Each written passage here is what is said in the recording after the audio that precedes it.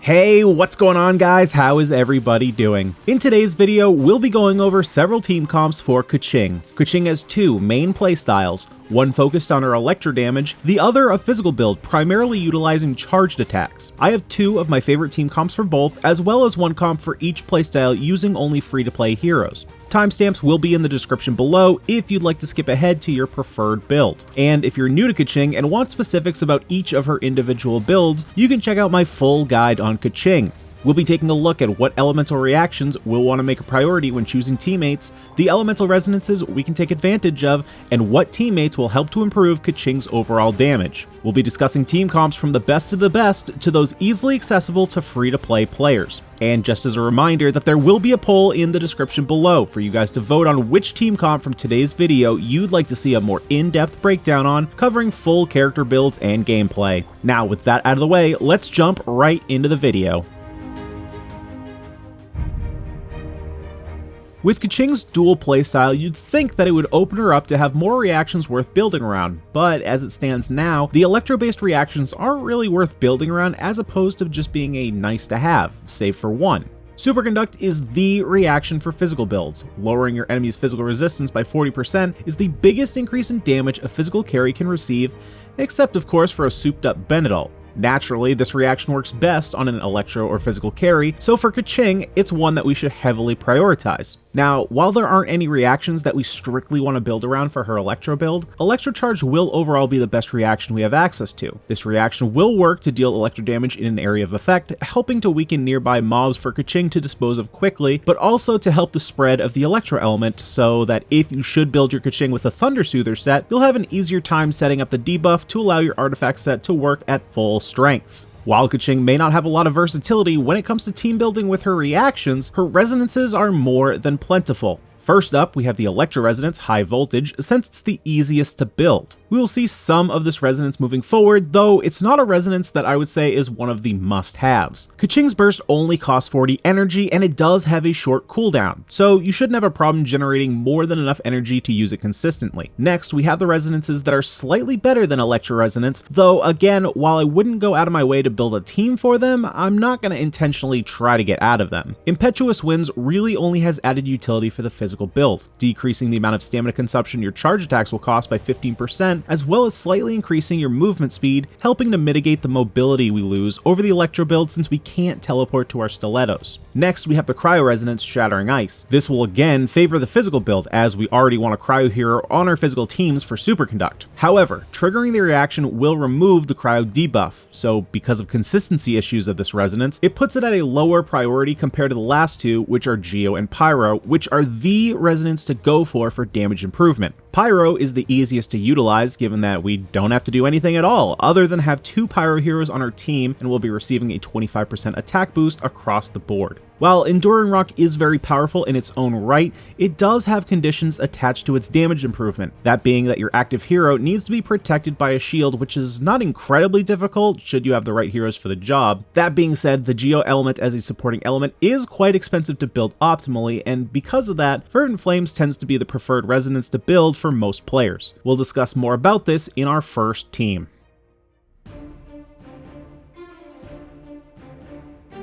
Our first team up to bat is a monotype Electro team.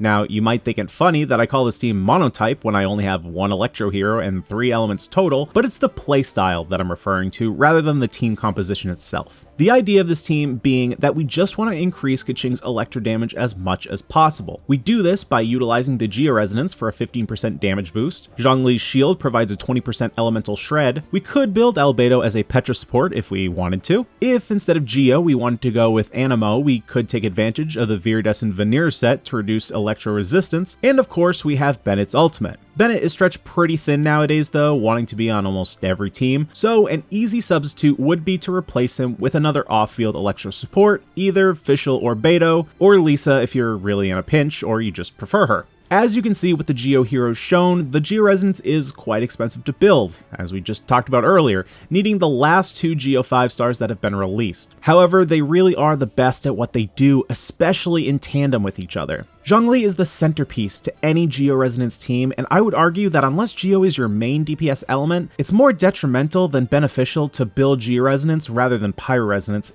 if you don't have Zhongli. Albedo, on the other hand, while I think he's the second most vital piece to the Geo Resonance as a supporting element, at the end of the day, he does 2 things. He deals a lot of passive damage, reducing the amount of hero switches you need to make, meaning that your main DPS can be on the field longer, and he creates crystallized shields passively so that you can pick them up as you go, which is pretty important should you replace Bennett with an Electro hero, since you'll be Sans healer, which actually isn't so much of a problem if you do go with Beidou, since she can also create a shield. That being said, if you don't have Albedo and you do want a healer, this is the spot for Noelle. If you've been here for a while, you'll know that normally I'm not a fan of Noelle as a healer. However, on this team, because of all the high quality shields we're making, it's unlikely that you'll really need heavy heals a lot of the time, but the main reason I don't like her as a healer still remains. She can only deal damage while she's on the field, which means that when you don't need healing, she's essentially a dead teammate.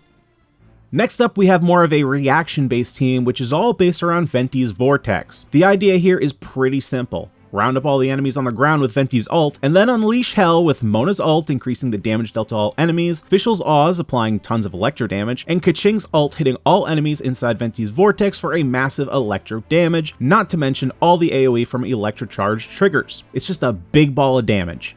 Now, if you haven't noticed already, this team is currently without a healer, which can be kind of a problem. So, while for overworld content this team would not be a problem since you can heal through food, for Spiral Abyss you'll have to assess for yourself the best slot to add a healer into. Unfortunately, we currently don't have access to an Electro healer. So, should you want to keep the Mona Venti combo on the team, you could place whichever healer you choose into Fischl's place. Though for the other 2 elements, we do have other options, being the sisters, Barbara and Jean. Though with replacing Venti with Jean, you do lose the Vortex combo, but add a bit of resiliency and is still not a bad team comp. If you want to break this team down into its macro archetypes, it essentially boils down to this. Of course, we start with KEQING, since that's what this video is about. Then we have our burst support of choice. We've gone with Fischl since she's synergizes well with the team, spreading Electro easily and taking advantage from Venti if he's on a Viridescent set. We have our damage enhancer, which we currently have as Mona, but she could be replaced with Bennett or someone like Albedo, Diona, or Sucrose to pass off elemental mastery to the team, though it would benefit you in that case to change Fischl to a non-Electro hero for reactions. And finally, we have our crowd control hero and our element spreader, which of course we have Venti, who could be replaced by either Jean or Sucrose, both of which provide similar elements, though not to the same effectiveness as Venti.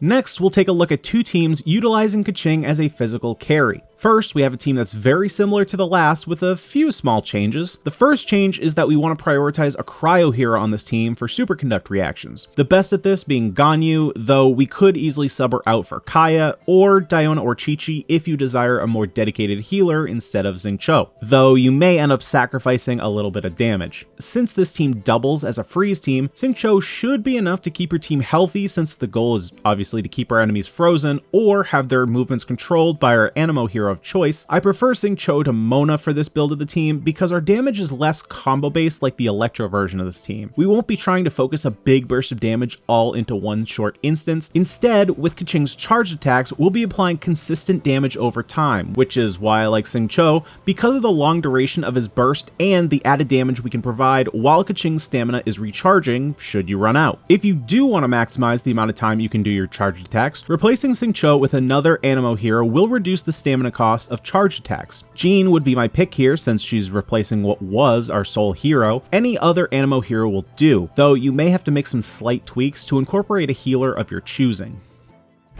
Our next physical comp uses one of the best physical support cores we currently have in Xinyan and Bennett. Bennett is simply the best single hero to boost damage there is, and he also doubles as our healer, which is incredibly convenient. Jinyen is one of the only heroes in the game that currently provides any kind of physical damage improvement or defense shred, and she just happens to be a Pyro hero as well, so these two work perfectly together as we also receive a 25% attack boost just for using these two. And of course, since this is a physical team, where would we be without our cryo hero for Superconduct? Again, Ganyu is my favorite choice here, but if you wanted to go with Kaya as he is available to everyone, you really aren't sacrificing a whole lot of damage. Diona and Chi-Chi are fine here, but since we already have one healer, we're better off going with a hero who was balanced more with damage in mind. Just remember to watch your reactions though, especially with Jinyen's shield, which can end up proccing melts when you intended to proc your Superconducts.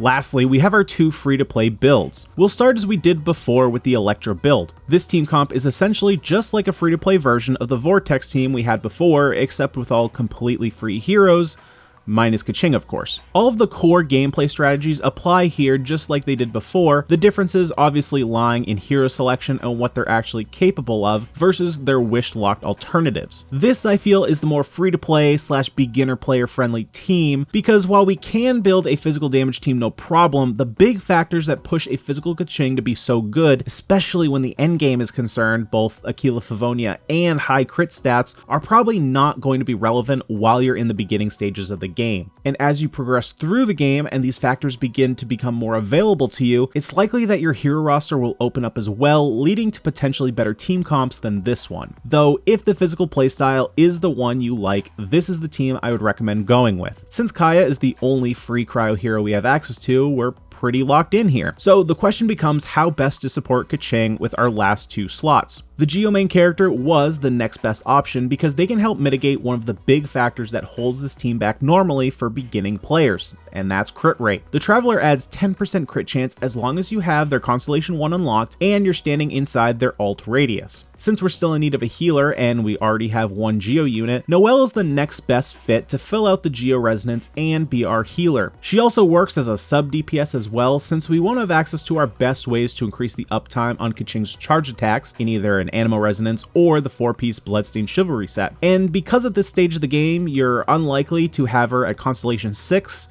or any for that matter, her Geo damage will be less important to build around and instead can just beat people down with her basic attacks, taking advantage of our Superconduct reactions. Hopefully you guys have found this team guide useful and it will help you in deciding which heroes to move forward and build. Remember to vote in the poll down below for which team you want to see a further breakdown for.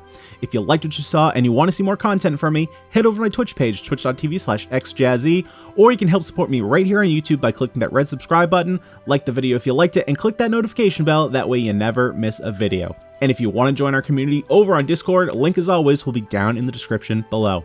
But guys, that's all I have for today. Hopefully you did enjoy, and I'll see you guys in the next video. Peace.